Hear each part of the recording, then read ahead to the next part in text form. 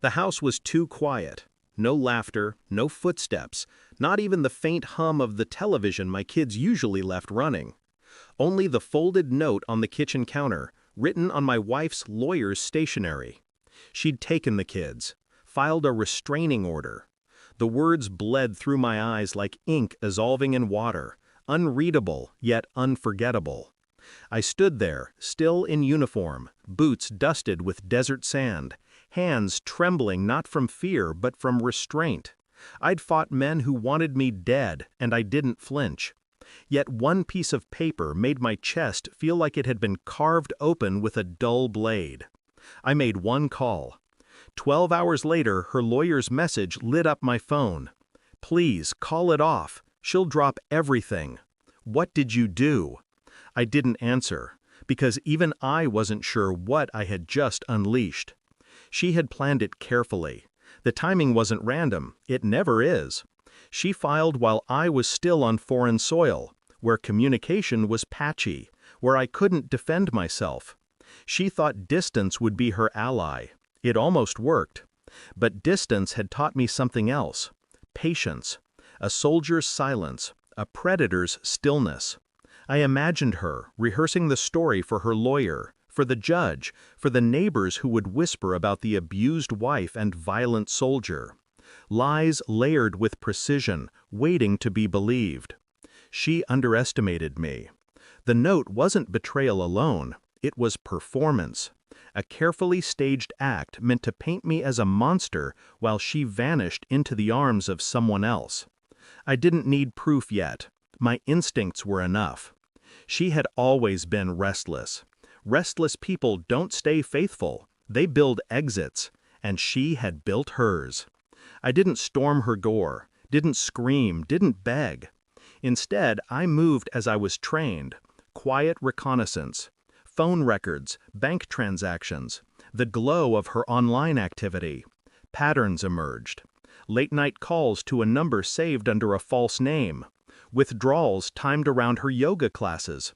Hotel receipts buried in statements she thought I'd never see. Every breadcrumb I followed confirmed what I already knew. The restraining order wasn't protection. It was cover. A shield for her infidelity.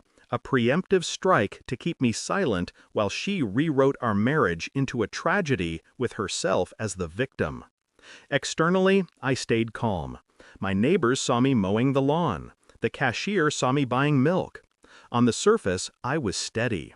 But underneath, my silence was a knife pressed against her throat, one she didn't even know was there. The truth arrived in a single folder.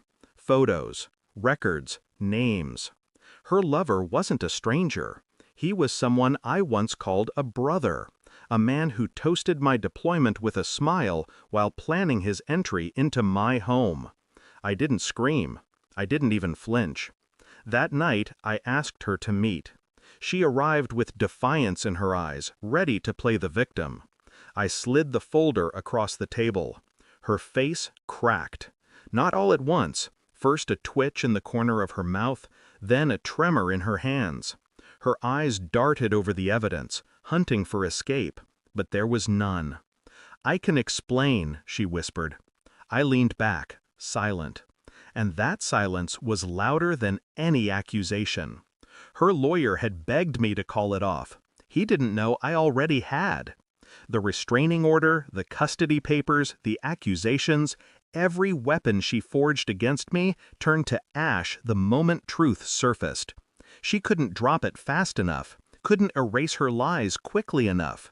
I let her think she'd succeeded, that she'd crawled out from under the avalanche, that I was finished.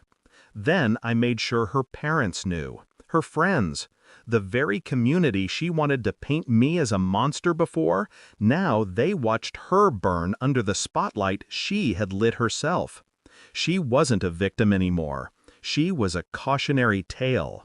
And I didn't raise my voice once. I didn't win her back. I didn't want to. What I reclaimed was something sharper, colder. The knowledge that truth, once unearthed, destroys everything in its path. She had tried to erase me, rewrite me as a villain, but in the end, Her story collapsed under its own weight. I stood over the ruins, calm, detached, not triumphant, just certain.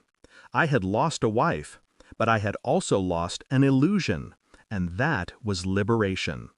The last thing I told her wasn't anger, wasn't a threat. It was simple, quiet, final. You don't exist to me anymore. Thanks for watching. Don't forget to like, share, and comment. Subscribe now to Cheating Stories Insight World for more amazing stories.